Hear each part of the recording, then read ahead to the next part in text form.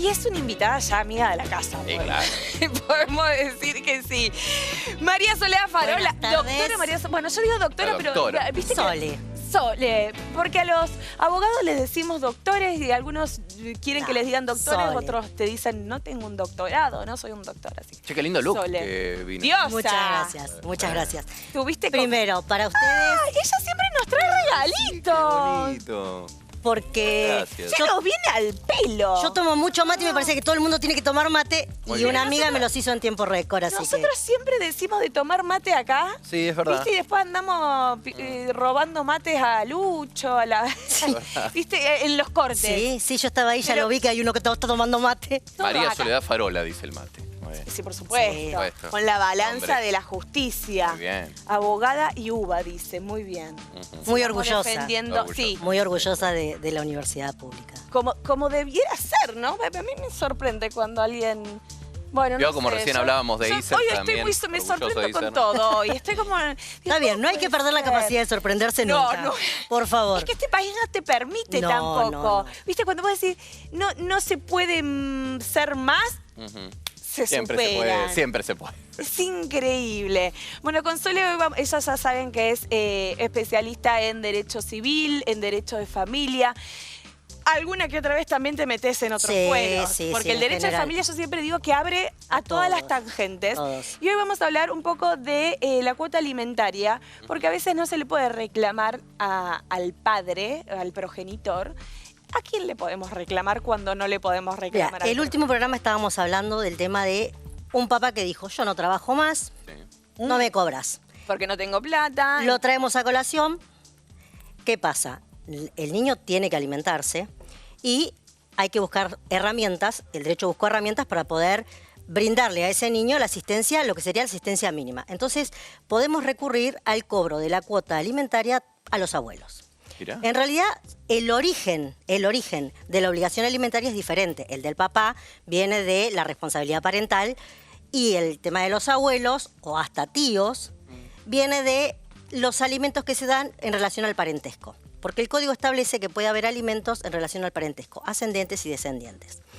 Me ha sucedido casos en que hay papás que les tienen que reclamar alimentos a sus hijos. A veces hay hermanos que se hacen cargo de otros hermanos que están en situaciones bastante precarias y dice, bueno, pero mira, tenés tu hijo que tiene un buen trabajo y a veces no los asisten. Entonces existe esa posibilidad de una cuota alimentaria subsidiaria. Entonces, ¿qué hacen los abuelos? Los abuelos suplen, en este caso si vamos a reclamar sobre un niño, la responsabilidad que tendría que tener el papá. Pero no es en el mismo monto y el mismo origen que la del papá. No es que es una cuota alimentaria formal, sino que es una cuota subsidiaria o suplementaria. Es decir, algo mínimo como para que esa persona pueda ayudar en el día a día del criado del niño. ¿Y se tiene en cuenta la situación de los abuelos también? Sí. Digo, si son dos jubilados en este país, Claro. no pueden Y, ayudar a nadie. Bueno, ese es un tema bastante controversial, porque ¿qué pasa? El papá no trabaja o no se le puede cobrar y capaz que los abuelos están en una situación Vulnerable. normal, normal, podríamos decir algo normal. Uno vive el día a día hoy en Argentina normal y viene alguien y te dice, me tenés que pagar 1 millón de pesos. Es imposible. Por eso es una cuota suplementaria o subsidiaria. Es una cuota que se tiene en consideración, no como en el caso de la responsabilidad parental, conforme lo que el niño necesita, sino conforme la capacidad del alimentante. Es decir, se evalúa cuál es la situación económica de esa persona que tiene que brindar los alimentos. Bien. Hay formas diferentes de repeler esta acción. En el caso del parentesco, por ejemplo, si yo se lo reclamo a un tío que tiene mucho dinero y hay otro pariente que es más cercano, siempre se empieza por el más cercano. Después se va ponderando esto, la situación o la capacidad del alimentante. Pero se hace y se hace mucho, porque ocurre que vos podés iniciarlo solo contra el papá y una vez que cuando viste que al papá no le podés cobrar de ninguna manera, ir contra los abuelos y ahí tenés 2 expedientes diferentes. Y es mucho costo para la mamá o el papá que está requiriendo esos alimentos. Entonces, muchas veces lo que se hace es en forma simultánea. Se demuestra que se ha intentado durante una cierta cantidad de tiempo de cobrar o de que el papá asista al niño y en consecuencia, como no se logró, se Como una trae que a los abuelos. corresponda. Es una subsidiariedad. Claro. Es una subsidiariedad. Y ojo que también te puede servir por ejemplo, yo voy contra mi ex marido para pedirle el... No puedo pagar, no puedo pagar. Voy contra mis ex suegros, digo. Sí. Mis ex suegros y capaz le tiran la oreja al hijo. Claro, es lo Y que de estaba golpe, pensando. de golpe aparece Porque el un sueldo. tío también puede decir, pero ¿yo qué tengo que ver? Claro, ¿Por qué yo tengo mira, que pagar? hermano, todo bien Claro, con vos, loco. pero... Ha sucedido. Ha sucedido me parece que otra- sirve como un medio como para presionar. Y muchas veces ocurre que además uno no quiere tener problemas. Porque hoy hay abuelos muy jóvenes, porque esa es una realidad. Hoy hay abuelos muy jóvenes. Entonces, a veces tienen trabajos realmente interesantes o una condición económica bastante buena. ¿Y por qué tienen que responder? Hay abuelos geniales que directamente dicen, más allá de lo que le cobres al papá o a la mamá, asisten, y asisten con cariño y con cuidado. Sí, incluso sin Y a llegar a veces- una instancia judicial. Sí, claro, y que lo hacen voluntariamente. Tengo abuelos que han decidido pagar la escuela del niño porque por ahí, o sea, pero bueno, siempre hablamos del extremo o de lo que más nos complica, que es el que no quiere pagar. Hablamos siempre de ese extremo, ¿no? ¿Y la cuota alimentaria es hasta los 18 años? Mira, eso es un problemón que hay, porque todo el mundo te dice, ya cumplió 18, lo he escuchado está, sí. en Ya será cena, listo. es decir, cumplió 18, yo no 18. pago más. No, señores, el código es clarito, la cuota alimentaria se paga hasta los 21 años. Ah, ok, Es porque hay hasta los- distintas mayorías de edad. Claro, Claro. es hasta los 21 años. Desde los 18 hasta los 21 es el papá o la mamá que si considera que no tiene que pagar más, tiene que demostrar que su hijo está en condiciones de sustentarse solo. Es como dos tramos. De 18 a 21, vos tenés como alimentante que demostrar que el alimentado no lo necesita más. De 21 a 25 también corresponde una cuota alimentaria y es el alimentado el que debe demostrar que necesita ese dinero. Por ejemplo, Estudios. estudios. Por ejemplo, yo estudié en la UBA. Yo viajaba de Luján a la UBA, de Luján a la UBA. Por ejemplo, si yo no hubiese tenido posibilidad alguna de seguir viajando o en su defecto hay muchos chicos hoy que hacen carreras cortas, pero son 2, 3 años que por ahí tienen que abocarse exclusivamente a eso y no pueden trabajar. El alimentado puede reclamarle, justificando el motivo, a sus alimentantes que lo asistan. Ay, Mirá, siempre... No sabía eso. Me parece fascinante y a la vez me da una tristeza enorme porque estamos hablando de padres e hijos. Es tremendo. Es tremendo. Pero bueno, el trasfondo es tremendo. a veces sucede lo que hablábamos al principio. Las diferencias de los mayores a veces repercuten inexorablemente en los chicos. Y esos mismos chicos después cumplen 18, esos mismos chicos de 18 a 21 siguen teniendo necesidades y de 21 a 25 lo siguen teniendo. Hay gente que, por el contrario, 25, 30, la edad que sea, asisten a su hijo ¿para qué? Para que pueda tener una carrera, para que pueda tener una profesión, para que pueda mantener un oficio, que es tan importante. Y hay alimentantes que se desvinculan tanto emocionalmente como económicamente. Yo creo que ya lo he dicho acá y es recancelable lo que voy a decir. A ver, diga. Ya lo avisás por las dudas, Sí. paréntesis, cancelable. Pero vaya. Para mí, no todos están en condiciones de ser padres y no hablo de lo económico. Para mí debería haber un test psicotécnico, de verdad, que te habilite a ser padre. Como el apto físico, el apto padre. Pero de verdad, me parece una idea espectacular. ¿La presentamos Yo en el creo que Congreso? tiene que ver ¿Hacemos un con proyecto de una ley? carencia de educación emocional que tenemos. Sí, no. Nosotros tenemos una carencia en general. Si vos no estás emocionalmente en eje y en condición, no te largues a ser papá, porque sabés que es un problema. Bueno, hay mucho padre por deseo del otro, ¿no? Padre o madre por deseo del otro, de la pareja, porque la pareja quiere. Sí. Como que nosotros somos pareja, yo quiero ser madre y vos no, y te obligo. No es que no, pero claro, que es como más tal vez un deseo de muchas personas que conozco, Ah, es yo como no. que acompañan como el En el deseo deseo del del otro. otro. No quiere decir que no quieran, quiere decir, bueno, Es es más, la no, iniciativa de esta persona. asienten porque el otro que. El tema es que está ¿Y cuando después? ese vínculo se rompió. Ujú. Muchas veces pasa eso, es una responsabilidad tuya porque vos Por eso. quisiste, si vos sabías que yo no quería. Ay, no. Creo que es más psicológico, Sí, pero 100%. que en realidad uno tiene que hacerlo por deseo propio y la familia no se constituye únicamente por tener hijos. No, y no desde un lugar meramente egoísta, yo quiero tener un hijo. ese hijo va a tener sus propios deseos, va a Increíble. necesitar amor, va a necesitar cuidado. ¿Estás dispuesto a darle todo eso? Sí. Y atención, porque muchas veces pasa, nosotros hablamos acá de cuota alimentaria. Y muchas veces yo les digo lo mismo, o sea, a veces hay gente que no le interesa el monto de la cuota alimentaria en sí mismo, sino que lo que necesita es que el progenitor, que no conviva, o el progenitor, lo vaya a jugar a la escuela, está en los actos, lo vaya a jugar al fútbol, lo acompaña a actividades. Es parte de su vida. Exacto, es algo que no es tangible, pero que los niños lo sienten, y cuando somos grandes también, uno sabe si su papá le brinda amor, afecto, acompañamiento.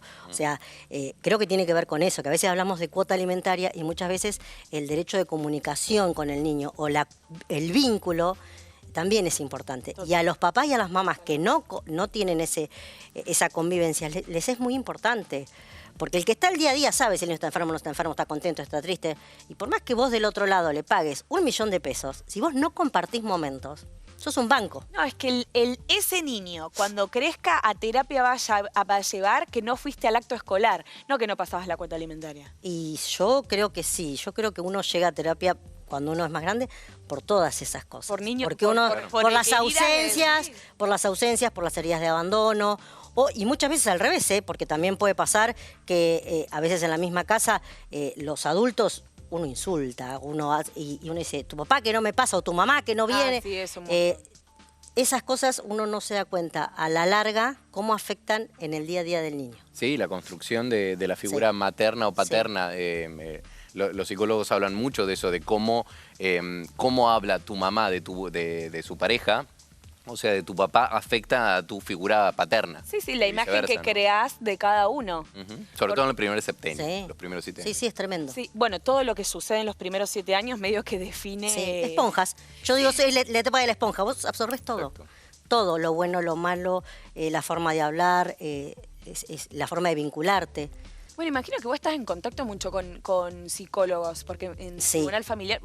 Sí, yo tengo la suerte, bueno, yo en general trabajo en el departamento, o la mayoría de las cosas las tengo en el departamento judicial Mercedes, tienen un cuerpo técnico excelente. Amamos Mercedes. Sí, no, pero aparte tienen una sensibilidad, porque yo siempre digo lo mismo, vos podés ser, hasta los mismos abogados, podés ser el mejor profesional, pero tenés que tener cierto tacto o cierta forma de tratar cuestiones que más allá de que la letra escrita y diga una cosa, vos sabés que podés transmitirlo de una manera o de otra, o incluso ellos mismos cuando toman las entrevistas lo hacen con un cariño. Yo tenía 3 hermanitos que el del medio no había forma, no quería entrar porque estaba enojado, 12 años, enojado con la vida, enojado con que tuvo que ir, enojado con que sus papás no estaban más juntos. Era adolescente. Normal.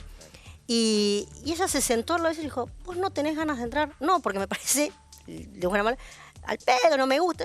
Y ella le dijo, tenés razón, ¿querés que lo hablemos acá? No nos sentamos. Y sin querer, ¿qué hizo? Sentada como estaba, logró que él aflojara y mínimamente ella pudiera determinar si esas cuestiones por las cuales los niños habían sido llevados al cuerpo técnico tenían que ser tratadas o no. Una pavada. Pero en vez de obligarlo o hacer un escrito que diga que el niño no quiso... No, Ay, sí, que un juez ordene. Claro, se sentó 2 segundos, logró un vínculo pequeño de minutos, pero se dirimió la Qué cuestión. importante decís. tener profesionales con empatía, ¿no? Como Incluir para- humanidad en la justicia. Sí, claro. Yo- En todo, incluir humanidad en todo. Incluir humanidad, punto. Sí. Sí. Sí. Pero incluso, digo, cuando uno va a denunciar, no sé, violencia doméstica, también hay una frialdad que ¿cómo te sentís? Sí. Tampoco. Sí, yo tengo una chica que fue golpeada y una persona la atiende y también hay que entender empatía de ambos lados, ¿no? Del otro lado vos tenés gente que por ahí está tomando una denuncia que hace 48 horas que no se toma 1 hora para... Ir al baño. Entonces, claro, se entiende de los dos lados. Pero bueno, en este caso, llegó golpeada y le dijo, ay, por un empujoncito. Ay, no. Sí, ya ha pasado. Y pasa. Y ahora menos, y ahora mucho menos. Pero ahora, te digo, unos 9, 10 años, era hasta la gente le daba vergüenza ir a denunciar Sí, situaciones. o ya sabía que no le iban a dar bolilla, Sí. entonces Las se ahorraban unidades de el género trámite. creo que han ayudado Sí, mucho sí. también. Sí, y aparte, yo creo que también hay mucho miedo. Que vos haces más las cosas y hoy tienes una consecuencia. Antes vos escribías una denuncia porque no te gustaba, o hacías más las cosas, no había ninguna consecuencia real. Hoy la gente tiene la red social, tiene acceso a información, tiene acceso a internet, levanta, dice, fui a a lo de Vicky y me dijo que me daba lo mismo. Y ya se viralizó. Entonces hay un cierto temor de ciertos organismos. De un escrache. Hay ciertos organismos que son más puntillosos por eso. Ay, es verdad, también veo mucho eso en redes. Bueno, lo vemos en más famosos, Sí. tipo Wanda, Nara. Siempre pienso que son dos personas distintas de la misma persona. Tipo Wanda y Cardi. ¿Cómo ventilan todo? Y esos chicos... Bueno, No quiero hacer chisme acá, pero ¿cómo se dice? Farándula. Sí. Pero esos chicos, ¿cómo van a ¿Cómo lo aparte, ves que están creciendo? Porque... A mí me llama la atención que alguien pueda realmente considerar que por publicar todas esas cosas la justicia se va a inclinar hacia un lado o hacia el otro. Lo real es que lo que se prueba y lo que el código establece es una cosa, o sea, es el criterio del juez. Y yo no creo que hoy estamos hablando de una realidad que puede pasar, pero que la balanza se incline porque yo publiqué el juzgado tal cosa. No, o sea, creo que en realidad tiene que ver más con una chicana Mediática. publicitaria, mediática, que por una realidad de querer torcer la balanza de la justicia hacia un lado o hacia el otro. bueno, pero ese tipo de casos también muchas veces le da visibilidad a otros casos que están Claro. escondidos y que no son de famosos, pero que suceden recurrentemente. Se me venía a la cabeza también el caso de Luciana Salazar, que tuvo a su hija, Matilda, y con esto de, bueno, vos tuviste, su expareja le dijo, bueno, vos tenías el deseo de ser madre, vos adoptaste a Matilda, no, yo no soy el padre. Y esa Bueno, yo disputa. tuve un Pasa caso que ahí tremendo con la adopción, te estoy hablando de 2006, o sea, te hablo bastante atrás, que ellos estaban casados, un matrimonio, elige adoptar 2 nenas. En el medio de esa adopción, que ahora es bastante más rápida, pero en ese momento era un trámite extremadamente largo, en el medio el papá se quiso divorciar y se presentó en el tribunal del menor en ese momento para decir que no quería continuar con la adopción y la guarda.